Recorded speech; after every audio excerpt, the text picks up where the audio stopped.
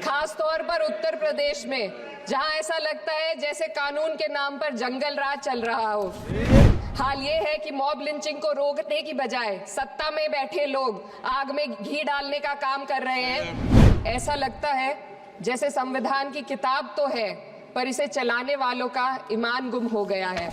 संविधान का अनुच्छेद 15 कहता है कि किसी भी नागरिक के साथ धर्म, जाति या किसी और वजह से भेदभाव नहीं होना चाहिए, लेकिन हकीकत इसके उलट है।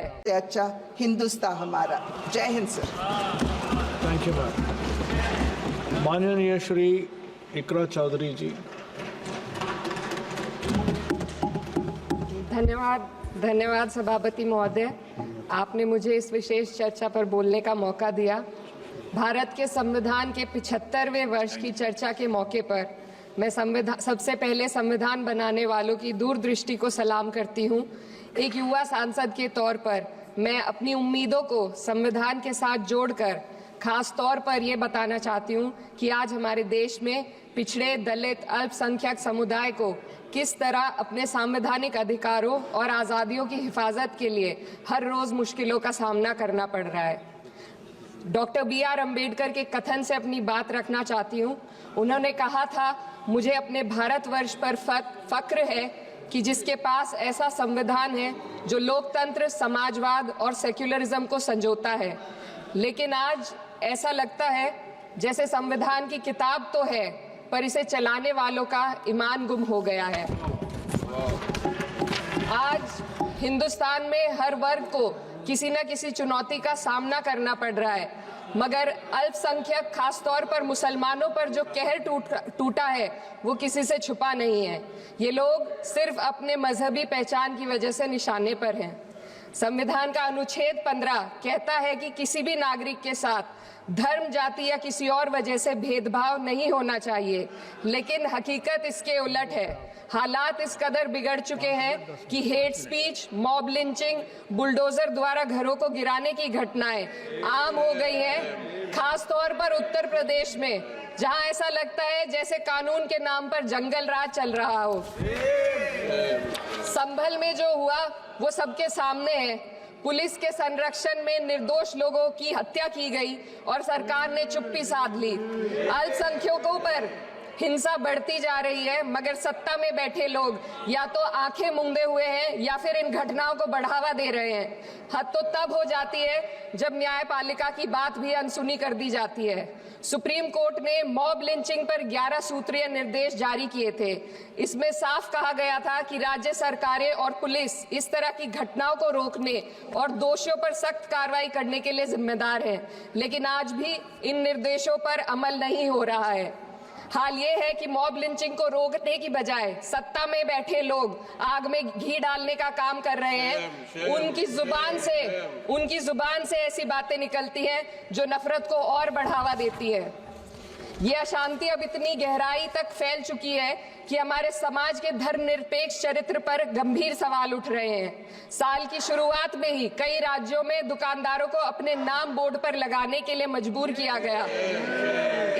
इसे सेहत और सुरक्षा के कानूनों का हिस्सा बताया गया, मगर असल मंशा कुछ और थी। ये कदम खास तौर पर मुसलमान दुकानदारों को निशाना बनाकर उठाया गया ताकि उनकी रोजी रोटी पर चोट की जाए। पिछले हफ्ते मुरादाबाद में एक मुस्लिम डॉक्टर को हिंदू बहुल्य मोहल्ले में घर खरीदने पर विरोध झेलना पड़ा। वजह बताई गई कि इससे मोहल्ले की सामाजिक शांति बिगड़ जाएगी। अब आप ही बताइए, क्या ये वजह सही है, जायज है? असल में ये छोटी बड़ी घटना इस बात का सबूत है कि सांप्रदायिकता को बढ़ावा देने वाले बयान और नीतियां हमारे समाज को अंदर से खोखला कर रही है। उत्तर प्रदेश में यति नरसिंहानंद ने बेहद घटिया बयान दिया, लेकिन सरकार इन बयानों पर कोई कार्रवाई नहीं कर रही। हेट स्पीच न केवल जनमानस के विचारों को प्रदूषित करती है, बल्कि इससे अब संवैधानिक पदों पर बैठे लोगों को भी प्रभावित कर दिया है। अभी हाल ही में माननीय उच्च न्यायालय इलाहाबाद के माननीय न्यायाधीश ने ऐसे बयान दिए जिसका संज्ञान खुद सुप्रीम कोर्ट को लेना पड़ा। संविधान के अनुच्छेद 29 और 30 ने अल्पसंख्यकों को उनके मजहबी और सांस्कृतिक हक दिए हैं ताकि वो अपनी पहचान को बचा सके और अपने संस्थान चला सके, लेकिन आज उन्हीं हकों पर हर तरफ से चोट की जा रही है। वक्फ जैसे बिल लाकर उनके धार्मिक अधिकारों को छीनने की कोशिश की जा रही है। आज अल्पसंख्यक समुदाय को संविधान द्वारा दिए गए अपने बुनियादी अधिकार पाने के लिए लंबी लड़ाई लड़नी पड़ रही है। ऐसे कई मामले अदालत ने न्याय देकर संविधान की रक्षा की है, लेकिन अदालती प्रक्रिया में जो समय लगता है उसकी वजह से देश के सामाजिक ताने बाने को भारी नुकसान उठाना पड़ता है। मिसाल के तौर पर इलाहाबाद हाई कोर्ट ने 2004 के मदरसा एक्ट को रद्द कर दिया था, जिससे मदरसों के संचालन पर सवाल उठे। हालांकि सुप्रीम कोर्ट ने बाद में इस फैसले को पलट दिया और एक्ट को वैध करार दिया, लेकिन इस प्रक्रिया में जो समय लगा उसने अल्पसंख्यकों को बेचैनी और संघर्ष के दौर में डाला है।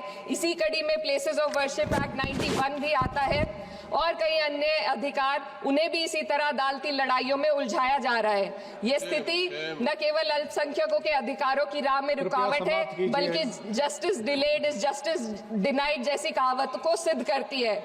मैं इस सदन से दुनिया भर के अल्पसंख्यकों की आवाज उठाना चाहती हूँ, खास तौर पर हमारे पड़ोसी देश बांग्लादेश में अल्पसंख्यकों के साथ जो हो रहा है वे दिल को गहरे तक चोट पहुंचाने वाला है। उनकी जान माल की हत्या की जा रही है। बांग्लादेश हो या हिंदुस्तान हो या कोई और देश, अल्पसंख्यकों की सुरक्षा, इज्जत और अधिकारों की हिफाजत हर सरकार की सबसे पहली जिम्मेदारी होनी चाहिए। मैं इस सदन से अपने देश के अल्पसंख्यकों के साथ बांग्लादेश के पीड़ित अल्पसंख्यकों की आवाज को एक साथ उठाना चाहती हूँ। ये वक्त की पुकार है कि हम सब मिलकर ये सुनिश्चित करें कि किसी भी इंसान को उसकी पहचान या मजहब के कारण डरकर जीने पर मजबूर ना होना पड़े।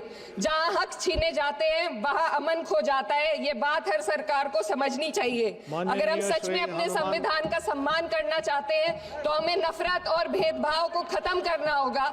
हमें ये दिखाना होगा कि ये मुल्क हर वर्ग, हर जाति, हर धर्म और हर समुदाय का है, और जब तक ऐसा नहीं होगा तब तक संविधान की आत्मा सिसकती रहेगी।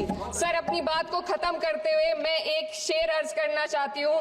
ये दाग दाग उजाला, ये शब गजीदा शहर, वो इंतजार था जिसका ये वो शहर तो नहीं। लेकिन अगर इस सदन में बैठे हम सभी सदस्य ये ठान ले कि हमें संविधान के मूल्यों को लागू करना है और उसे लागू करने का प्रयास करें, तो वे सुबह जरूर आएगी जिसके लिए लाखों भारतवासियों ने अपने जानों की कुर्बानी दी थी। श्री हनुमान बेनीवाल जी। धन्यवाद सभापति जी।